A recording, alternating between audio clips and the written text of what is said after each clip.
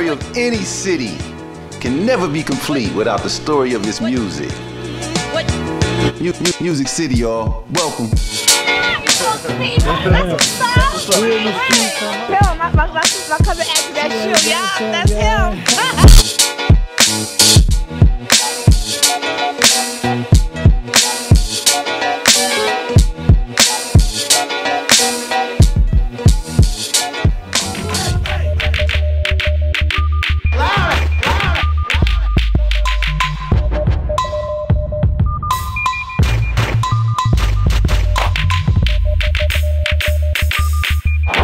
City is real. Music City Philly is in the making, y'all. We about to do this.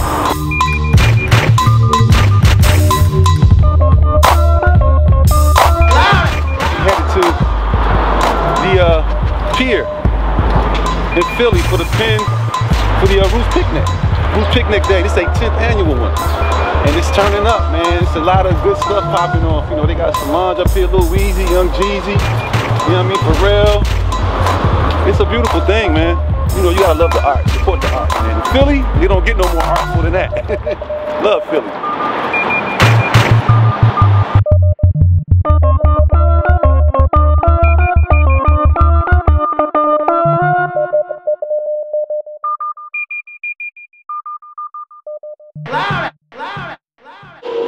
Yo, what is good? America, this is your boy Garfield Bright, host of Music City. And don't forget, the story of any city is never complete without the story of its music. Now, having said that, yo, we are in Philly, the city of brotherly love. You know what's going down? We got the Roots Picnic. And this is no ordinary thing, man. This is the 10th annual. This is like sustainability in action. Now, you gotta understand, this is the Roots. I'm talking about the Roots crew, the legendary Roots crew, you know, with Questlove, your boy Tariq, with Black Thought, you know what I'm saying? My boy Malik B, give him enough respect, you know what I mean? But this is their endeavor. And they've somehow created a situation where families can come out, enjoy themselves. You got the top artists spanning 10 years. I mean, the first one had Gnarls Barkley, you know, CeeLo Green, all the way down to Rakim Allah, you know, you got, you know, Erykah Badu, you got Usher on the scene, you know, you got like Public Enemy. I mean, the list goes on and on and on and on and on. I mean, this is one of those legendary type of situations and events that people depend on year after year to make their soul feel good. And I'm just happy to say I'm in Philly right now, and we're experiencing it. You can hear the music in the background. It's gonna get turned even more up later on. But just know that some of the legendary greats have been here to perform, and the city is bringing their revenue to the city. You can't ask for more from our artists to give back in that kind of a way, where it enriches the city, not only in their pockets, but it also enriches the things for us to be able to do in terms of taking in entertainment that's content-based, that's serious, that's quality in a year like 2017 where there's so much non-quality going on, right? So I just applaud the Roots. I'm not gonna even take up too much time with it, but I'm gonna soak up some of this ambiance, and I'm just giving mad love to the city of brotherly love for even putting on something like this that we can experience. So big ups to the Roots Picnic, the 10th annual. Y'all don't even understand how dope that is sustainability-wise. And just, you know, something to enjoy yourself. And this is a worldwide situation. People come from all over to enjoy this event. All the beautiful people, my people, all kind of ethnicities. It's a lovely thing, man. You know, I usually don't even recognize and put people on blast, but there's so much beauty in the place to be, man. So I just love to see my people have fun. In Music City, we in Philly. And if you talk about making taste for music, this is one of the iconic events that have come to entrench itself as one of those important spots. The Roots Picnic. Respect due, Music City.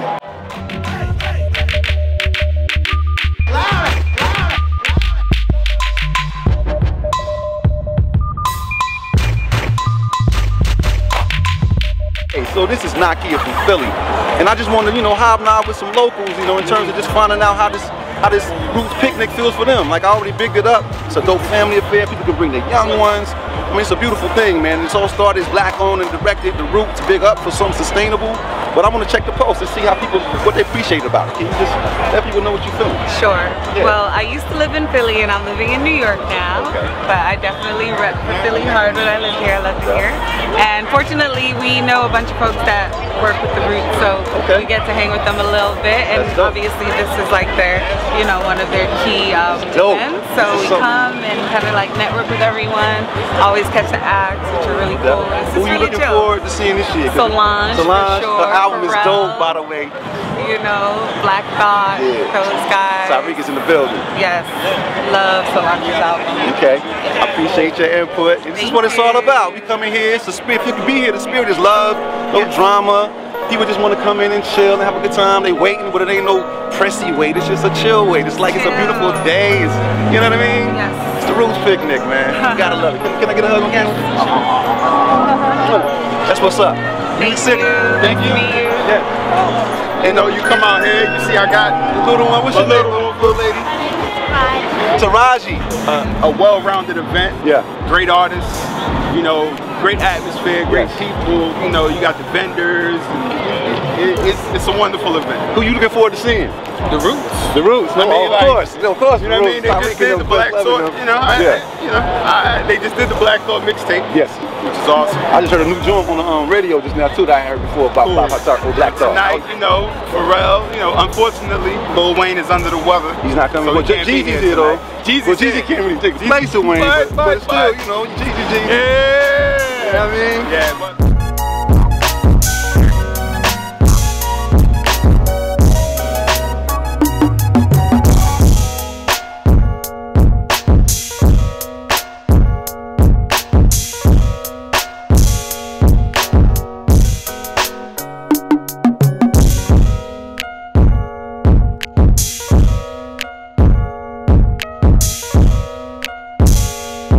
We are in the city of brotherly love, Philly.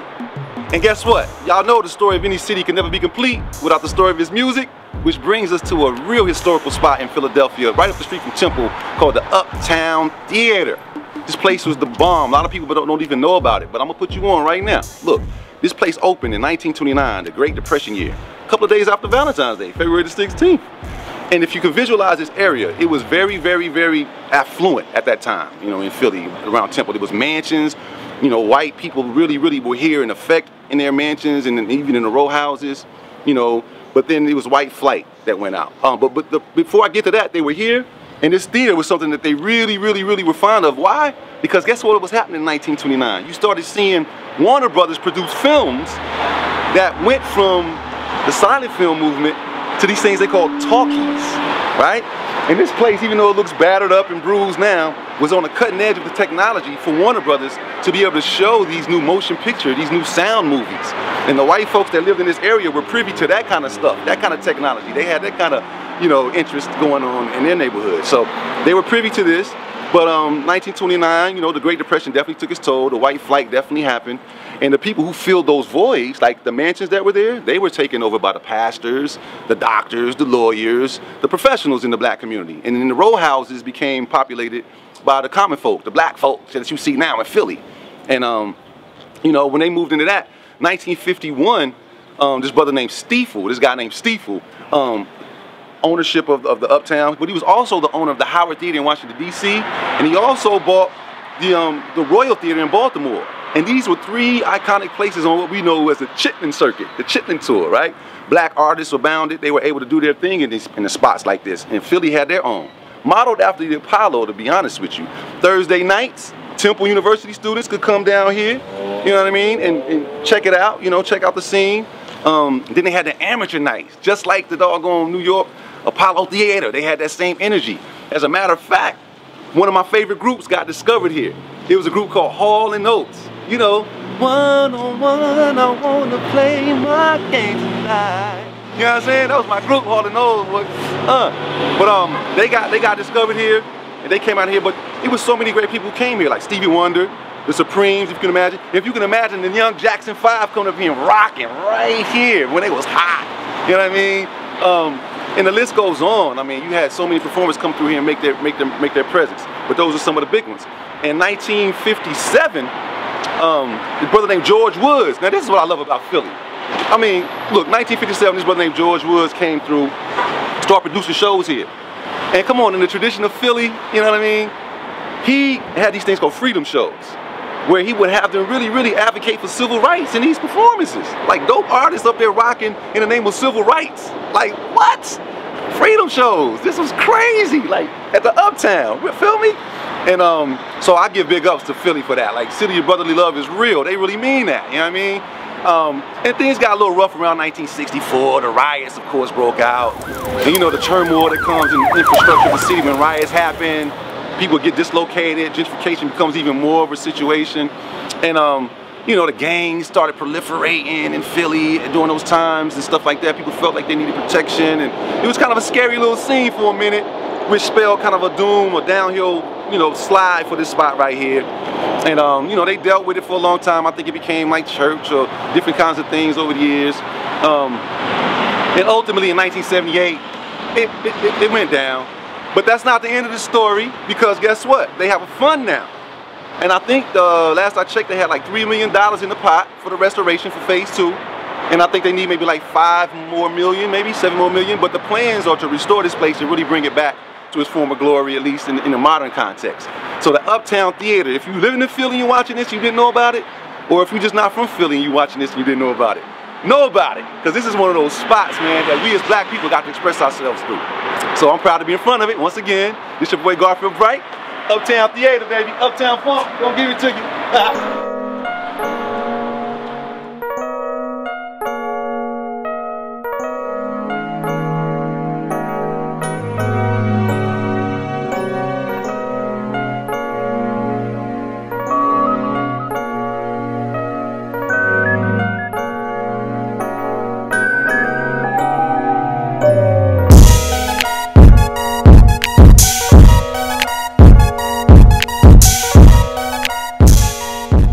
Yo, what is going on? Welcome to Music City, Philadelphia. I am in the city of brotherly love, there is no doubt about it.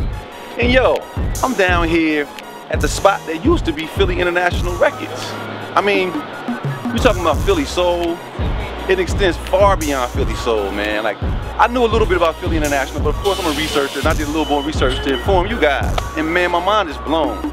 Because look, all the family outings you've ever had, all the picnics, all the holidays, all the Mother's Days, there is no family moment that has not been punctuated on that day. I don't care how old you are, by something that came out of Philly International Records. Now I'm gonna rewind it a little bit and go back to a little historical overview so we can bring you up to speed. But I can't wait to get to these artists. But for now, let me just talk about Gamble and Huff.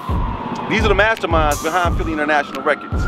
And they met in 1964. They were, you know, respected songwriter, producer types. And Gamble, Kenneth Gamble, he had a little crew called the Romeos, right? And it included this brother named Tom Bell, who was also part of that situation, who ended up going to school to, you know, learn more about arranging.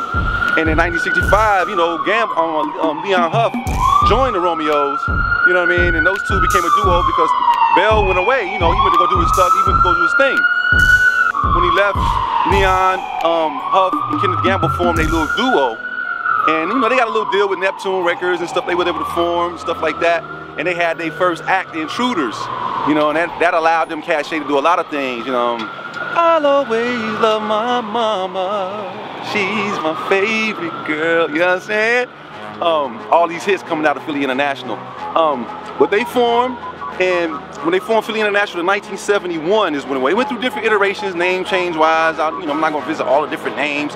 But the funny thing of note is that they went to Detroit, to Motown, to check out, you know, the Motown sound, to check out the studios, how they set everything up, so they can come back here and set Philly International up like that, which they did. And one of the real dope parts, you know, they had the label, which was dope, but man, the recording studio, the sound itself. I'm just gonna read off some stuff, man, because y'all got. I'm not gonna mess this up. But look, this place was put on the map for a reason, to influence the world, man. And I had no idea all of these dope tunes were coming out of Philadelphia at that time. So I'm gonna give props to Sigma Sounds. It was this engineer named Joe Tarja. And the band, they had like a house band. See, back in the day, it wasn't like just producers like now. You got just, you know, Timbaland, somebody, you know, do a track, blah, blah. Now they dope. But back then you had house bands. Now this particular house band was the sound of Philly, right? The sound. It's like 30 of them. And MFSB, Mother, Father, Sister, Brother, right? That's what it stood for. And their sound was incredible. So it was punctuated by like when you got the MFSB sounds, you was gonna get some real beautiful strings. You're gonna get the little, boop, boop, boop, the little bells, the little staccato bells, but you're gonna get a heavy bass line, and you're gonna get some real prominent percussion, you know, soulful. It's gonna hit you right in the heart and drive you. And that's what the sound was based on. So I'm gonna run down a list of people who came out of this place. You gotta really understand what this place is. The Intruders already hit you with that, but I'll always love my mama. Then you got McFadden and Whitehead coming out of this spot. But ain't no stopping us now. We're on the move, right? Y'all remember that? Patti LaBelle, if only you knew. I ain't gonna even try to sing Patti. And then you got MFSB on the house band. The Sound of Philly, they put out a little joint and it blew up. Then you got the OJs. People all over the world join hands. You know what I'm saying? Love Train. The Backstabbers. You know what I'm saying? Backstabbers. And you got Harold Melvin, the Blue Notes, featuring young Teddy Pendergrass. Talking about, if you don't know me by now. You know what I'm saying? They got that one off, and guess what? Billy Paul. Me and Mrs. You ain't even know that came out of Philly International. Mrs. Jones. Yep. And Lou Rawls. You'll never find. Yeah, y'all ain't even know. I'm telling these boys had hits. Then you got the the slideshow thing, the sideshow. Blue Magic, Stylistics, the Dells. Look, the Jacksons' first 2 albums after they left Motown, right? Philly International did those. And that's about it. I mean, it's so many more, man. But I just really wanted to hit y'all with the magnitude of the hits. Those are hits. And I'm gonna revisit you in a second and give you a contextualization of the year 1971, because 1971 was a big year in music with the introduction of Philly International. But I gotta let you know this too. 1971, I want to contextualize it to let you know what was going on. So if you're from Philly, all these Philadelphia Eagles fans, and Veterans Stadium was dedicated that year. The Globetrotters actually lost against the Reds 100-99. All in the Family.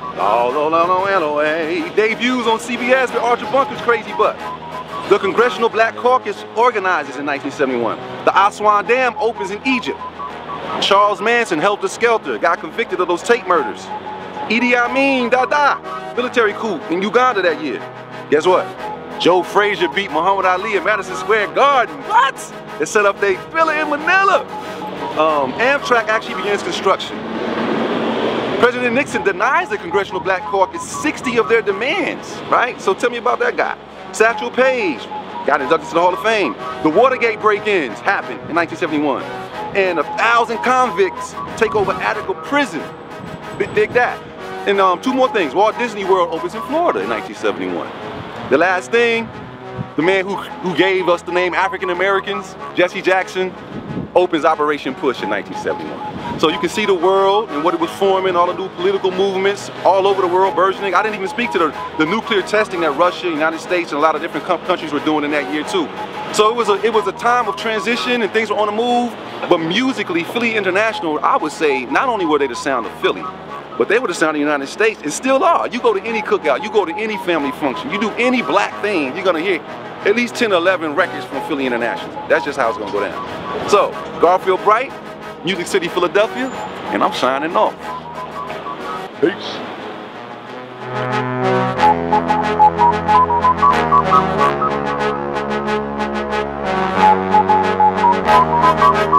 Yo, what's up? This is your boy Garfield Bright, your host of Music City, and I'm standing in a very historical place in Philly, right? CAPA, the Creative and Performing Arts School. And I gotta big up this spot, this humble little spot, this brick wall, produced some of the finest artists that we've heard coming out of Philly right here. It started in 1974. Since then, the location has changed. But when you look at that video where Boys II Men went to school, this is the school they went to, and this is the spot where they, you know, in the video, this is where they were. But it's a performing arts school, it's a magnet school. It's not, you can't be no dummy coming up in here. You gotta test in, you gotta do your thing. So all the artists that came through here, I'm gonna mention them in a minute, and I'm gonna actually read off a list because I wanna do them justice this time too. But they came through these walls, and this school provides like 7 different disciplines that you can go into. You know, the literary piece, the musical, instrumental music, of course the dance, the typical things that performing arts schools offer. And so the contemporaries of mine, I'm in a group SHAI, and I have so much love for Boys II Men. You know, they out of all our groups from the 90s, they probably the dopest who did it. You know, them dudes, bananas, right? I grew up to them in Jodeci, and of course, Mint Conditions is my favorite group. But we in Philly, and not only did Boys II Men grace these halls, but you had Imelda Rue, you know, from Groove Theory. You had Black Thought from the Roots, along with Questlove popping off up in here. Let me read some names, man, because this is one of those spots that is under the radar in terms of its historical significance on our music scene, our black music scene. So I'm gonna do this thing some justice. And you know, let me just give big ups to just the artists who's been carrying Philly on their back too, like State Property with Freeway and BC, Beanie Sigel, you know, people like that. You know, Cassidy, of course, one of the dopest lyricists out there. Cool C, you know, and Lawrence Goodman. People don't know that he started the first rap label in Philly. It was Pop Art Records, you know what I'm saying? So people don't know that, but let me go down the row. All right, so notable alumni that's come out of this school, of course, I've said Boys II Men. If you a jazz head, this is his brother named Joey DeFrancesco. Bananas. He got a brother too, the DeFrancesco brothers. Christian McBride, crazy bass player. And if you look, the Philly sound, you know, you got an album with Christian McBride that's doing a lot of combination pieces with a lot of Philly artists, and go check it out. Like, he's very instrumental in this piece. Jasmine Sullivan, y'all. What y'all know about that? I bet y'all ain't know that. Angela Nacelle, which is an author, because you got a lot of different disciplines coming out of here. The Harlem Orchestra, let's see.